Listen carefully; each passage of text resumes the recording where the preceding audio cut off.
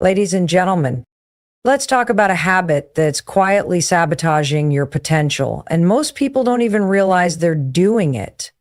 Emotional dumping. You know exactly what I'm talking about. That constant cycle of offloading your problems, venting your frustrations, sharing every single inconvenience in your life with anyone who'll listen. It might feel like relief in the moment, but the truth, it's draining your power. Every time you do it, you're giving away control of your emotional state. You're feeding your own helplessness instead of reclaiming your strength. Here's the deal. Your brain is like a GPS. It listens to whatever you tell it the most. If you keep repeating your problems, how overwhelmed you are, how unfair life is, how stuck you feel, it doesn't just hear you, it believes you. And then it starts filtering your world through that lens. Your thoughts begin to loop, your emotions spiral, and before you know it, your identity becomes wrapped around your problem, not your goals, not your potential, not your power, just your problems. Now, let's be clear. I'm not saying you should bottle things up and pretend everything's fine. That's not healthy either. I'm saying you need to be intentional. Are you talking about your problems to process and solve them? Or are you just dumping them because it gives you a hit of sympathy? Because if it's the second one, it's time to get honest with yourself.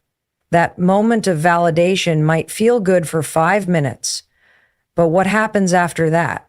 Nothing. You're still stuck. You've wasted energy telling a story instead of rewriting it.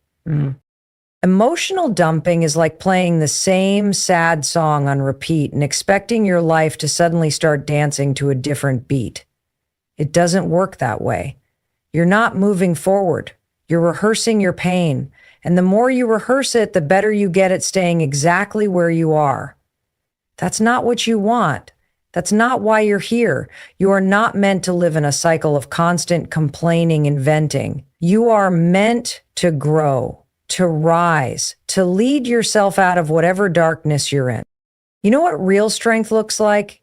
It's not in how loudly you talk about your problems. It's in how quietly you get to work on them. You don't have to post about your struggle every day. You don't have to call 5 friends and relive the worst parts of your day over and over. What you have to do is ask yourself, what's the next small action I can take to shift this? Because that's what pulls you out of emotional chaos. Not more talking, not more venting, but action. Every time you emotionally dump, you're reinforcing the belief that you can't handle your life unless someone else saves you, and that is a lie. You don't need saving. You need strategy. You need movement. You need to remember that the most powerful person in your life isn't your friend, your therapist, your mom. It's you.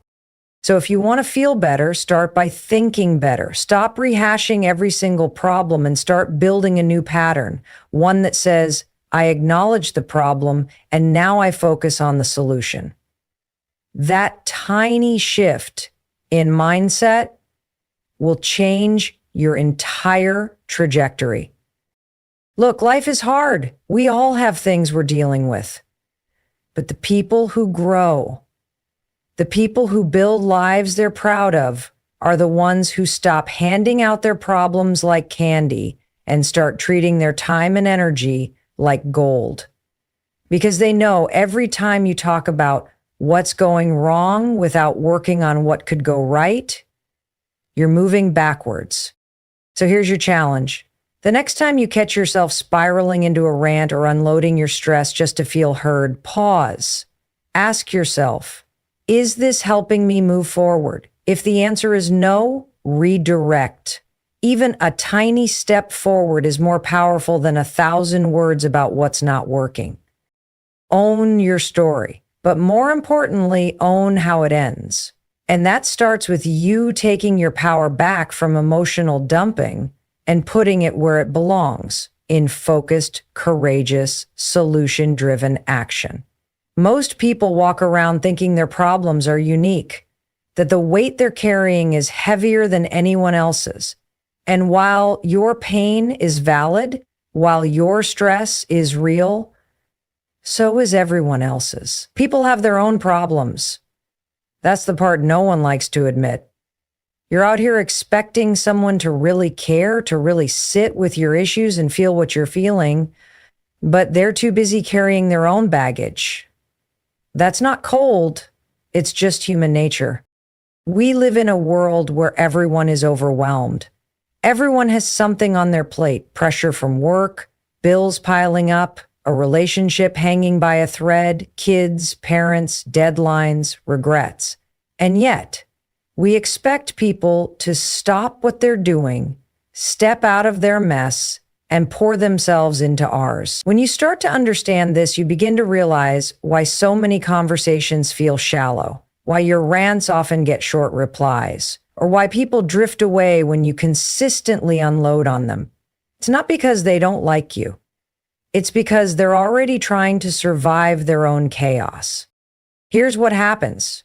The more you expect others to carry your emotional load, the more disappointed you feel when they don't.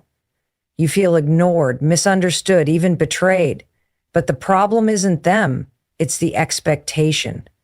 When you walk into every connection with the unconscious hope that someone else will make your pain feel smaller, you're setting yourself up to feel abandoned. You're chasing comfort in the wrong place. Because let's face it, people can sympathize, but they can't fix it for you. They don't live in your mind. They don't feel what you feel. They're not going to drop everything just because your world is shaking. And even if someone does listen, even if they give you their time and attention, you have to understand this: nobody will ever care about your life as much as you do. They can support you, they can encourage you, but the responsibility to heal, to grow, to move, that's on you. It always has been. This realization isn't meant to isolate you, it's meant to wake you up. You need to stop putting your emotional well-being in other people's hands. You need to stop looking for someone to always understand, because they won't, and they don't have to. That's not their job. Your job is to understand yourself, to sit with your own pain, to process your own thoughts, to stand up even when it's hard, and decide that no matter how messy things are, you're the one who has to clean it up.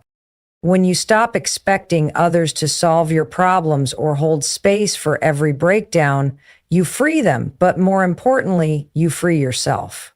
You stop being dependent.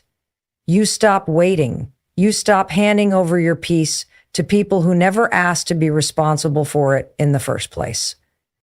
Let's be real. People want results, not repetition. They want to see you rise, not relive your struggle every single week. If all you do is talk about what's wrong, you become emotionally exhausting to be around, not because you're not lovable or worthy, but because you're stuck. And no one can push you out of stuckness but you. So the next time you feel like dumping your problems into someone else's lap, pause and ask yourself, what am I really hoping to get from this? If the answer is attention, validation, or sympathy, it's time to shift. What you truly need isn't someone to feel sorry for you. It's someone to challenge you to step up. And often that person has to be you. There is nothing wrong with needing help. But don't confuse needing support with needing saving. There's a big difference.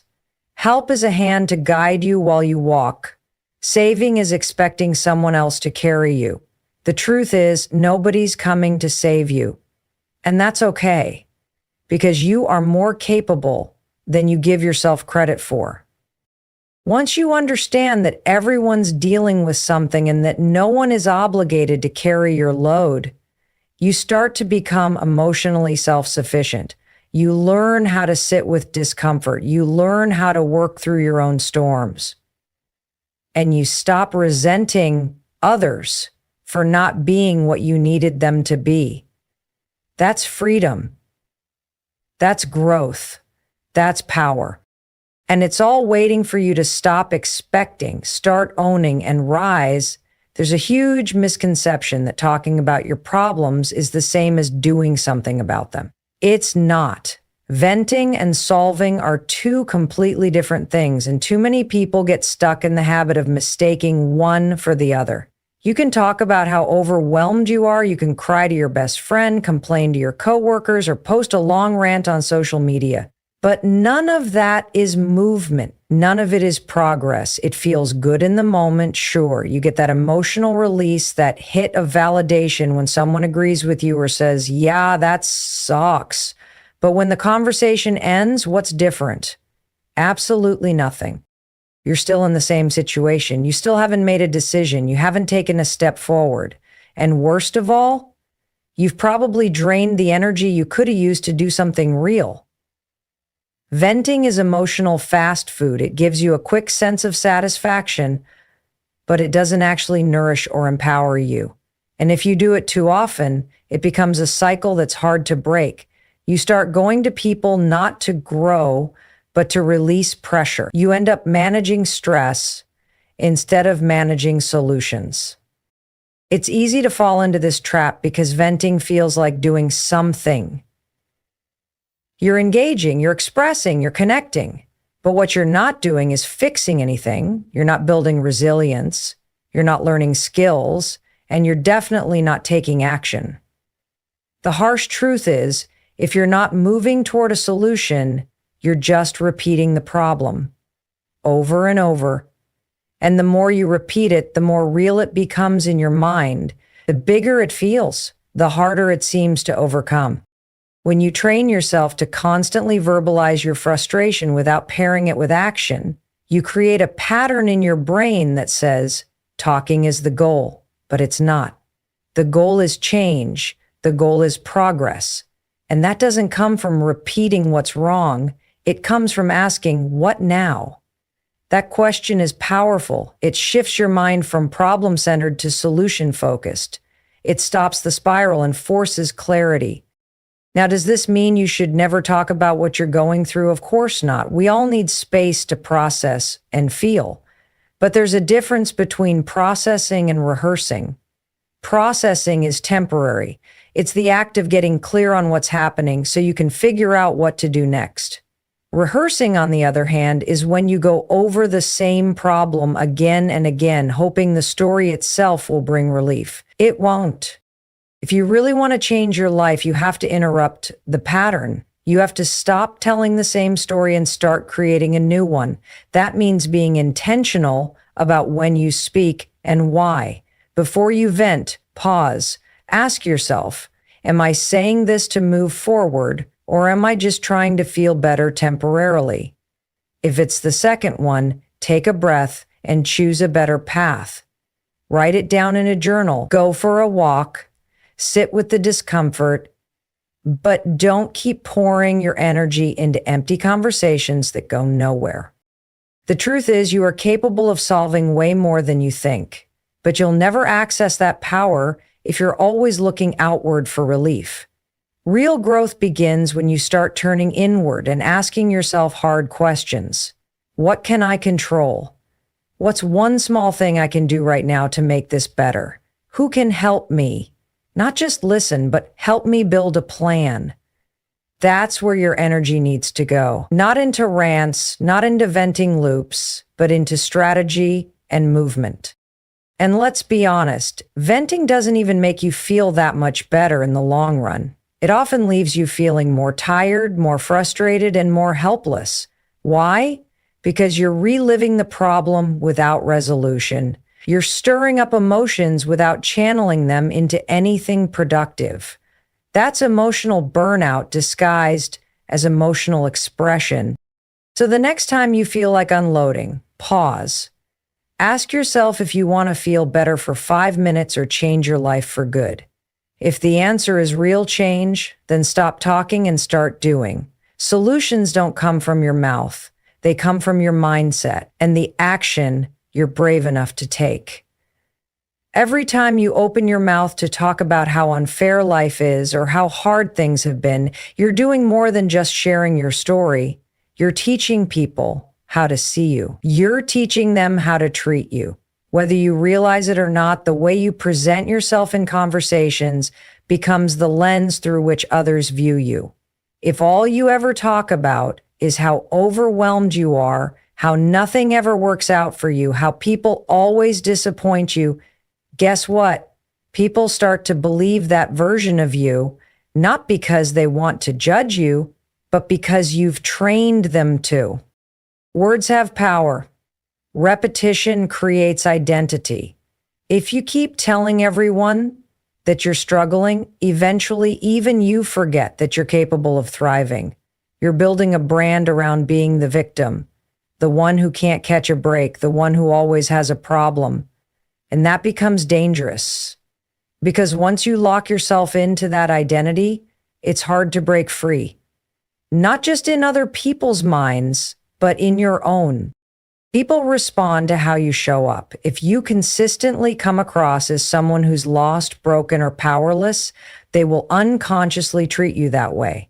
They'll stop challenging you. They won't offer opportunities.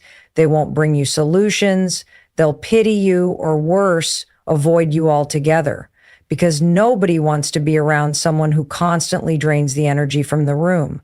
Not because you're a bad person, but because emotional heaviness without action is exhausting. You become someone they have to manage instead of someone they admire. You have to ask yourself, what message am I sending with the way I speak about myself and my life? Are you reinforcing strength or helplessness? Are you showing people your power or constantly highlighting your pain? Now, pain is part of life. We all go through seasons that are difficult. But the key is how you communicate that pain. Are you speaking from a place of growth and responsibility, or are you stuck in the loop of blame and hopelessness? Because when you start to show up as someone who owns their story, someone who acknowledges the challenge but is focused on rising from it, everything changes. People listen differently. They respect you more. They start to see you as someone who is resilient, who is navigating the storm, not someone who's waiting to be rescued from it. That subtle shift in energy, it's everything. It changes how you feel about yourself and how the world interacts with you. You don't get respect by complaining, you get respect by rising. You get respect by showing that no matter how tough things get, you're the kind of person who keeps moving forward. And when you speak from that place, when your words reflect your strength, even in hard times, people respond to that. They start treating you like someone who is strong, someone who is capable, someone who is going somewhere. It's about taking control of your narrative. You can either let your circumstances define you, or you can define yourself in spite of them. That means being mindful of your language. It means choosing not to lead with weakness, but with growth. It means refusing to let your problems become your personality. Ask yourself, if someone met you for the first time today and only had your words to go off of, what would they think about you? Would they see someone who's beaten down by life or someone who's building themselves back up? Would they see a victim of circumstances or a person of character and strength? Because people can only reflect back what you give them. You want to be seen as powerful? Start talking like someone who's reclaiming their power. And this isn't about pretending everything is okay. It's not about being fake or hiding your struggle. It's about showing up in a way that honors your journey without getting stuck in it. It's about speaking with intention and purpose. When you do that, when you start to own your role as the author of your life, people will stop treating you like a side character and start treating you like the main character you are. The way you speak about yourself matters. So stop telling the story of your weakness and start living the story of your rise. There's something incredibly powerful about learning to sit with your pain without always needing to talk about it. It doesn't mean you're ignoring what you feel. It doesn't mean you're suppressing your emotions. It means you're giving yourself space to understand what's really going on without immediately reaching for someone else to carry it for you. That kind of self-awareness, that inner resilience, is what separates the people who stay stuck from the ones who rise. We live in a world that encourages oversharing. Post your breakdown, share your struggles, tell everyone what you're going through. But what if you didn't? What if instead of running to vent every time something went wrong, you got quiet and started listening to yourself? Because here's the truth. Clarity comes from stillness, not noise. When you're constantly talking about what's wrong, you're in reaction mode. You're just offloading. But when you sit with it, when you really allow yourself to feel it without distraction, you start to uncover what it's trying to teach you. Pain is a messenger. It's not just there to torture you or weigh you down. It's trying to point to something that needs your attention. Maybe it's a boundary you've been ignoring. Maybe it's a change you've been avoiding. Maybe it's a truth you've been too scared to face. But you can't hear that message if you're constantly talking over it. The people who grow are the ones who learn how to sit in the discomfort and ask themselves, what is this trying to show me? But you don't need an audience for every emotion. Not everything needs to be processed out loud. Some of the most profound breakthroughs happen in silence. In those moments where you stop trying to explain your pain and start learning from it. Because the minute you shift from reaction to reflection, you move from powerless to powerful. You stop being the victim of your circumstances and start becoming the student of your experience. Now, let's be clear. There's nothing wrong with talking. There's value in reaching out when you genuinely need support or perspective. But that's not the same as using conversation to avoid doing the real work. Emotional growth isn't loud. It doesn't always look dramatic. Sometimes it looks like sitting on your bed, breathing through the urge to text someone about your frustration and just letting the feeling rise and pass. That's self-leadership. That's maturity. The reason sitting with your emotions feels so hard is because we're conditioned to escape discomfort. We reach for distraction, validation, attention. We want to feel better now. But real strength is built in the waiting, in the willingness to let it hurt, to not have the answers yet and still hold space for yourself without trying to dump that burden onto someone else. That's when your mind gets stronger. That's when your emotional intelligence grows. You begin to realize that most of what you were rushing to talk about didn't need to be talked about at all. It just needed time, space, patience. You learn to distinguish between pain that needs expression and pain that just needs silence to heal. You become more selective with your words, more intentional with your energy.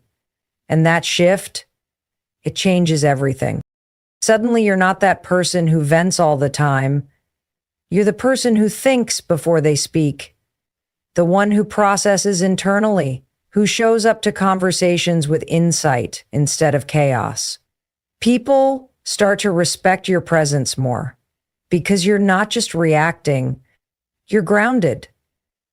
You become someone others look to, not just someone they listen to out of obligation.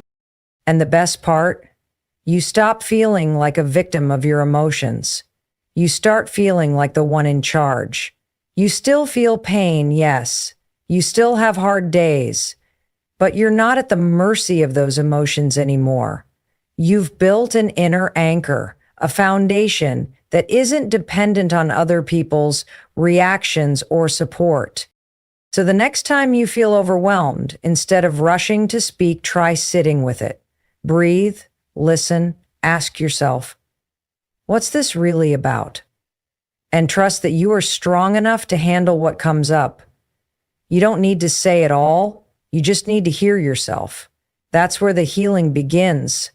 That's where the transformation starts. And that's how you start leading yourself through anything life throws your way.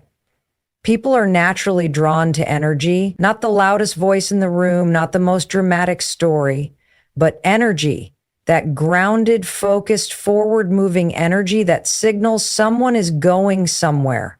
Think about the kind of person you're naturally attracted to.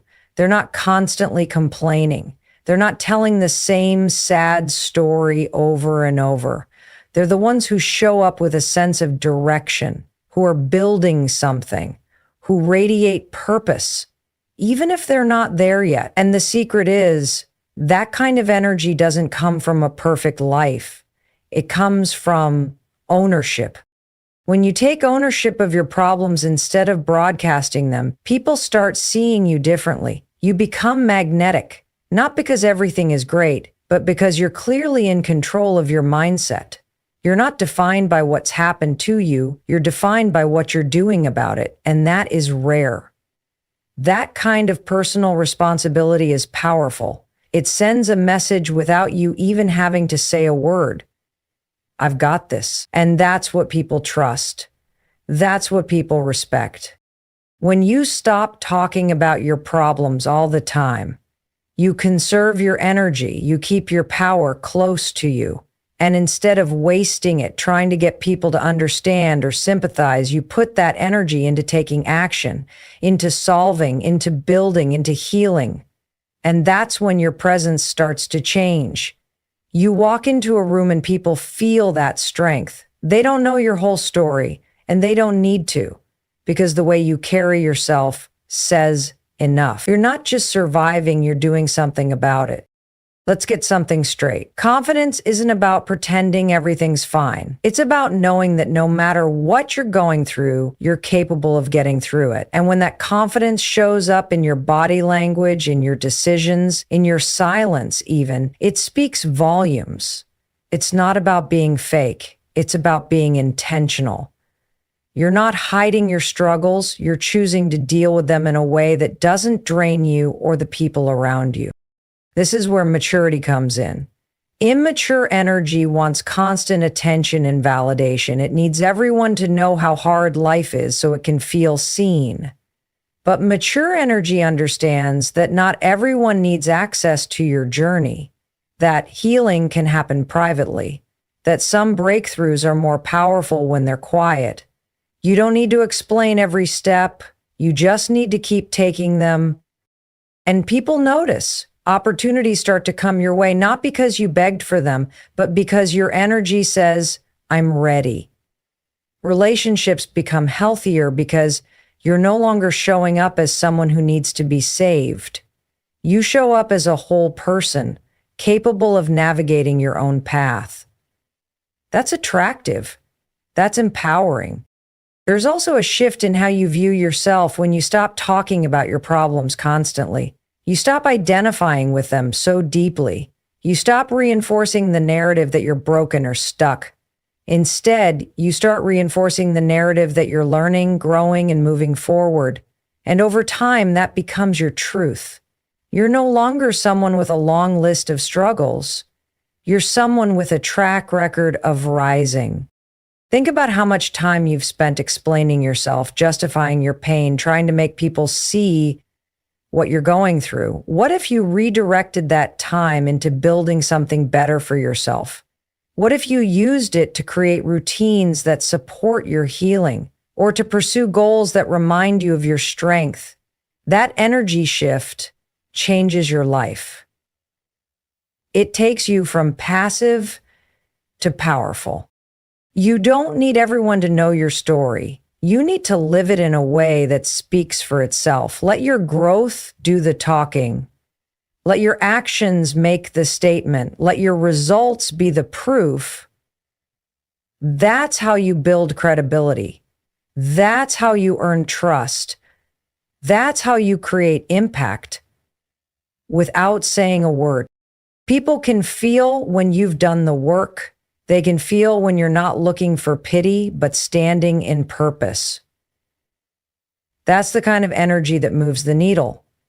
That's the kind of energy that changes your life. So stop explaining, stop venting, stop trying to get people to care. Channel that energy inward.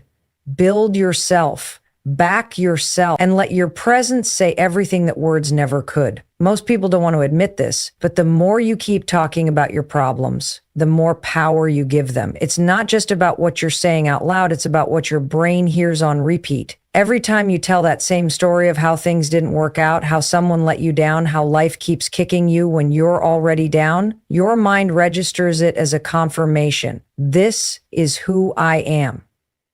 This is my life. It isn't, you may think you're just venting, but your subconscious is listening. And over time, it starts to shape your beliefs. You go from having a problem to being the problem. That's how an experience turns into an identity. This is where people get stuck. They start to believe the narrative they've told themselves and others 100 times. That's when things get dangerous. Because now you're not just struggling with something, you're carrying it like it defines you. And the longer you live in that space, the harder it becomes to break free from it. The more you say, I can't, I'm always this way, people always do this to me, the more those words become rooted in who you are. You become attached to the version of yourself that's hurt, stuck, or powerless, even if you don't want to be. If you really want to reclaim your life, it starts with understanding this. Your problems are real, but they are not your identity. They are events, situations, temporary experiences. They are not who you are. But if you keep repeating them over and over, out loud and in your head, they harden into yourself and mute. That's why silence is sometimes more powerful than speaking, because when you stop repeating the same story, you give yourself space to create a new one. This doesn't mean ignoring your pain or pretending everything is fine. It means learning to separate the event from the identity. You can say, that happened to me, without saying, that's who I am. You can feel disappointment without becoming a disappointed person. You can go through failure without becoming a failure. That distinction is everything. The real shift happens when you stop identifying with what's broken and start identifying with what's possible. That's where your energy needs to live, not in repeating the past, but in creating the future. The moment you shift your focus from what happened to what's next is the moment you start getting your power back. That's the point where growth begins. One of the biggest lies we tell ourselves is that talking about something makes us feel better. Sometimes, yes, expression is healthy. But too often we use repetition as a crutch. We keep telling the story because we think someone else's understanding will heal us. It won't. What heals you is the decision to move forward. What heals you is showing up for yourself differently. What heals you is breaking the habit of telling the same painful story like a script you've memorized. You have to understand your brain is always listening. It believes whatever you tell it. So if you want your life to change, you need to change the way you speak about your life. That includes the words you say to yourself when no one's listening, especially those. You can't plant seeds of growth and keep watering them with words of defeat. You can't want to rise while speaking from a place of staying down. Start telling yourself something different. Start saying, I'm figuring it out. Start saying, I'm healing. Start saying, I don't have all the answers, but I'm moving forward anyway. Those aren't just affirmations. They're directions for your life. They're shifts in identity. And when you start speaking from that place, even if it feels uncomfortable at first, your brain starts to follow. Your energy shifts. Your decisions shift. Your habits shift. And slowly but surely, your life begins to reflect that new story. The most powerful story you'll ever tell is the one you tell yourself. So stop rehearsing the version that keeps you small. Stop identifying with your pain. Feel it, learn from it, but then let it go. Choose to create a new narrative, one where you're not the victim, but the victor, one where your past isn't your prison, but your platform. That's how you take your power back, not by telling the world what hurt you, but by showing the world what you've built from it.